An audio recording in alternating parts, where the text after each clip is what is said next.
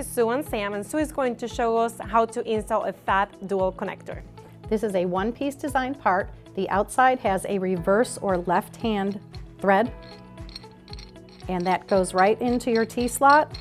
You want to leave a little bit of the head of that bolt out so that you can mate your extrusion to it.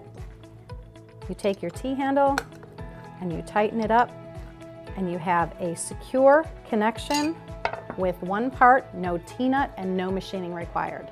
And you may move this for any position. It doesn't have to be at the end of the extrusion.